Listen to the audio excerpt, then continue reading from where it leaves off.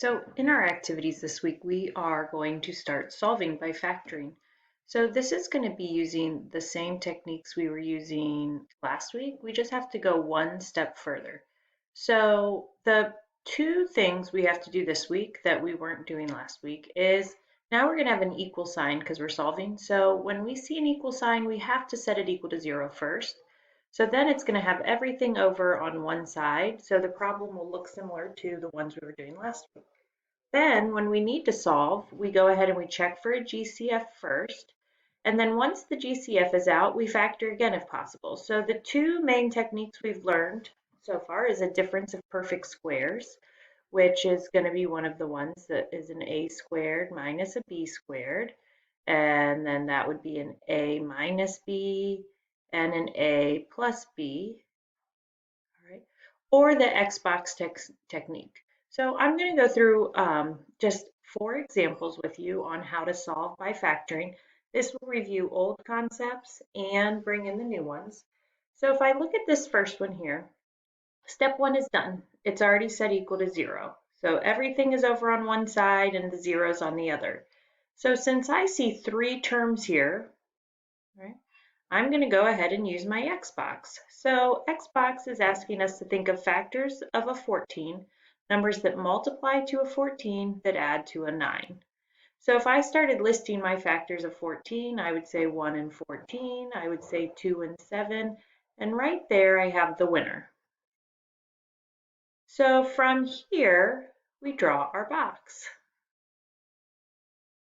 So remember when I draw my box, this term, x squared, is always the top left corner, and this bottom one is always in the bottom right corner. And then these two terms I just came up with is how I fill in the two corners of my box.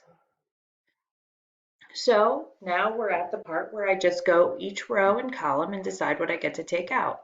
So an x squared and a 2x has an x in common. A 7x and a 14 has a positive 7 in common. So whatever this sign is the sign that I take out there. And then I have a x squared and a 7x, so that's just another x again. And then a 2x and a 14, that has a 2.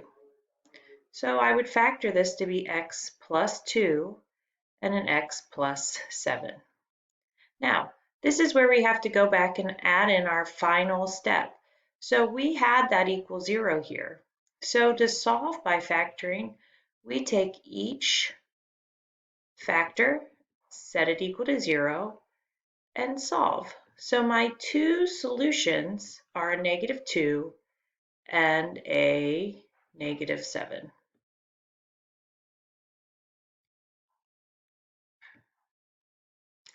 Now, if you remember, we would call these roots, x-intercepts, zeros. There's lots of different names.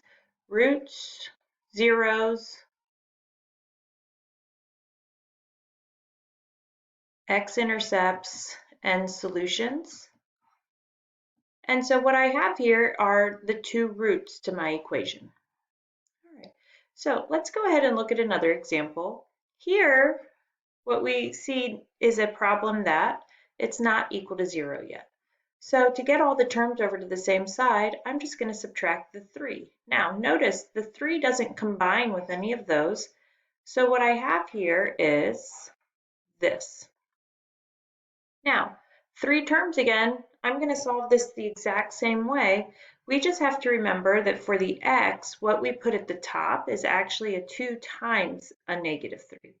So I need to think of what factors of a -6 add up to a -5.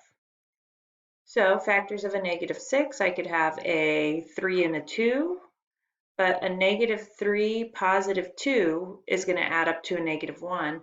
I also could have a -6 positive 1, and that's actually the winning combination.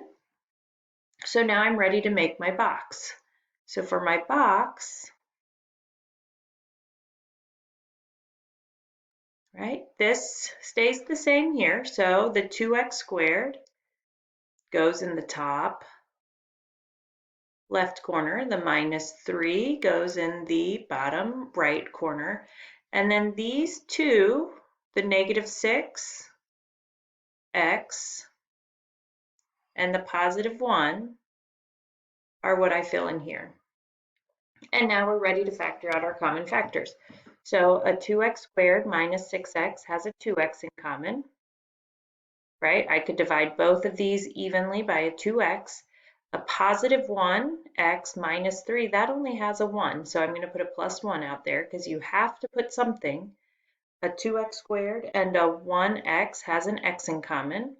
And a negative 6x minus 3, I get to take out a negative 3. A negative 3 could divide into both of those. So my factors here are a 2x plus 1 and an x minus 3. So now that I have it factored, remember we have to follow step 4. So step 4 is what we're adding in this week. 2x plus 1 equals 0, x minus 3 equals 0.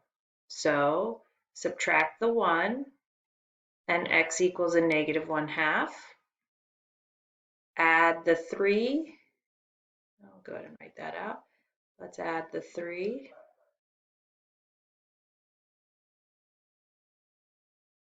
And x equals positive 3. All right, so let's just do 2 more examples. All right, so my 2 last examples I want to do are a 3x squared minus 27 equals 0 and a 3x squared minus 9x equals 0. So if I look, remember step 1, make sure they're equal to 0. These are actually set up and equal to 0. Step 2 is to check for a GCF. So if I look here, I notice I can divide both of these by a 3. So if I take a 3 out, I'm going to have a 3 on the outside, x squared minus 9.